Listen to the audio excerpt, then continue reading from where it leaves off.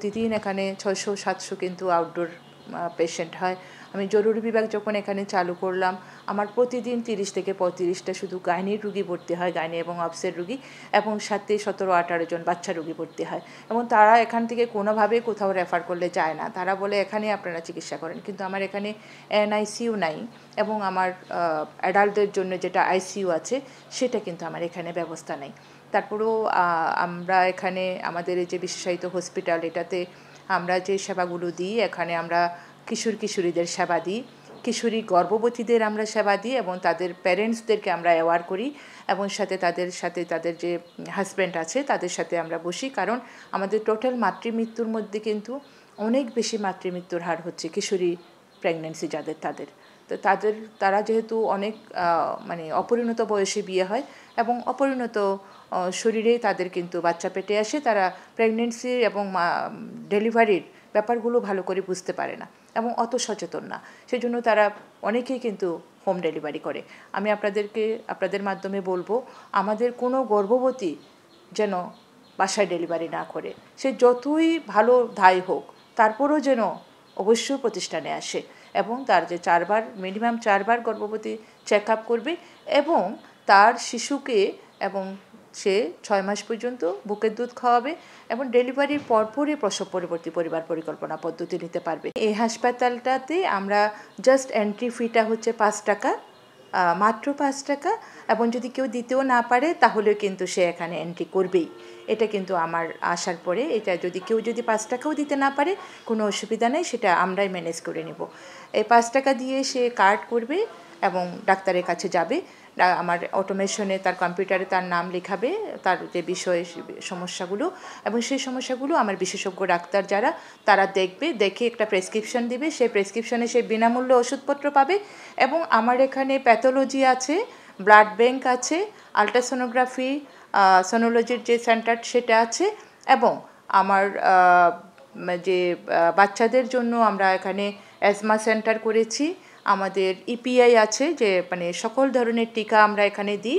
এবং যে রুগীটা গরিব, সেই রুগীটার জন্য আমরা সমাজসেবা এবং আমাদের একটা পুয়ার ফান্ড আছে, সেখান থেকে আমরা তাকে এখানে আসবে, সেবা পাবে না, এরকম সেবা না পেয়ে কোনো রুগী এখান থেকে বের হবে না। ডেলিভারি যখন রুগী আসে তখন আমরা জরুরি বিভাগ থেকে হুইল চেয়ারে করে আমরা লেবার রুমে নিয়ে যাই। সেই লেবার রুমের আগে আমার কিন্তু একটা প্রি লেবার একটা রুম আছে।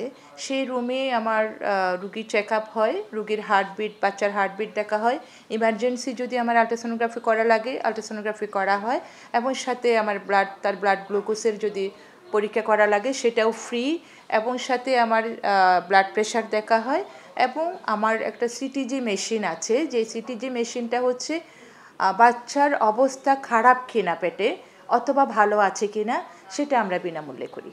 এবং তখন তার ডেলিভারি প্রসিডিউর যখন শুরু হয়, আমরা একটা পার্টোগ্রাফের মাধ্যমে, পার্টোগ্রাফটা হচ্ছে ডেলিভারিটার যে জার্নি, সেটা তো একটা জার্নি, সেই জার্নিতে আঁকাবাঁকা রাস্তা থাকতে পারে। সে আঁকাবাঁকা রাস্তায় বাচ্চাটা কি নর্মালের দিকে যাচ্ছে, নাকি স্থির হয়ে আছে, নাকি প্রলং হচ্ছে। প্রলং হলেও আপনারা জানেন যে অনেক সময় বাচ্চার শ্বাসের যে অক্সিজেনের অসুবিধা হয়, যেটাকে বার্থ অ্যাসফিক্সিয়া বলি আমরা, অথবা বাচ্চা ভিতরে পায়খানা করে ফেলতে পারে, যেটা মিকুনিয়াম স্টেন হতে পারে, অথবা প্রলং লেবারে দেখা যাচ্ছে জ্বরের মুখটা ফুলে যাচ্ছে, অথবা দেখা যাচ্ছে রুগীর আমার মায়ের অনেক বেশি অস্বস্তি এবং যেটাকে বলা হয় ম্যাটারনাল ডিস্ট্রেস হচ্ছে।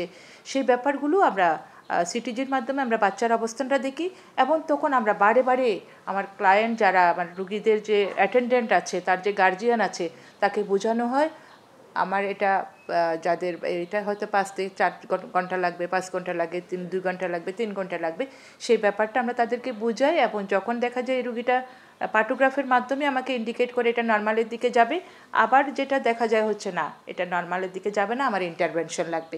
এখানে আসার পরে যখন দেখেছি যে আসলে বাজেটের অভাবে কাজ পড়ে থাকবে না, এটা যে ইচ্ছাশক্তিটা বাড়ালাম প্রথমে, ইচ্ছাশক্তি বাড়িয়ে আমি আমার এই লেবার রুমটাকে আমি আমার সাধ্য মতো কতটুকু করলাম।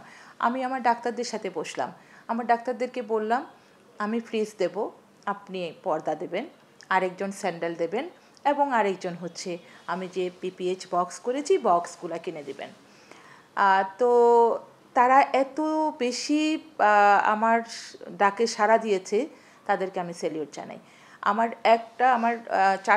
5টা আমার বেড লেবার রুমে, সেই বেডের আমি এক বেডের সাথে আরেক বেডের কিন্তু পর্দা দেওয়া, এবং পর্দাটা হচ্ছে যে যেন তার ব্যথাটা আসছে, এখন আমার একজন তার হাজব্যান্ডকেও যদি আমি একটু তার দেখাতে চাই, তার মুখটা দেখবে, তার বাকি অংশটুকু দেখবে না। এবং এই পর্দার কালারটাও আপনাদের কাছে অনেক ভালো লাগবে আমার যেটা মনে হয়েছে, কারণ এর মধ্যে অনেকগুলো টিম আমার লেবার রুম এসে ভিজিট করেছে। তো সেই হিসেবে আমার মনে হয়েছে যে সরকারি হসপিটালে যদি সবাই যদি একেবারে একটা মানবতার সেবায় যদি নেমে যায়, তাহলে কিন্তু হসপিটাল অনেক সুন্দর থাকতে পারবে। তবে এখানে জনগণের অ্যাওয়ার হতে হবে। আমাদের এখানে বড় একটা সমস্যা দর্শনার্থী, একজন রুগীর পিছনে প্রায় 10 থেকে 15 জন মানুষ আসে, যেটাতে আমার এই 15 জন আমার এই হাসপাতালের পানি খরচ করছে, এই 15 জন আমার বিদ্যুৎ খরচ করছে, আমার পরিবেশ নষ্ট করছে, ময়লা করছে, এবং আমার রুগীর ইনফেকশন হচ্ছে।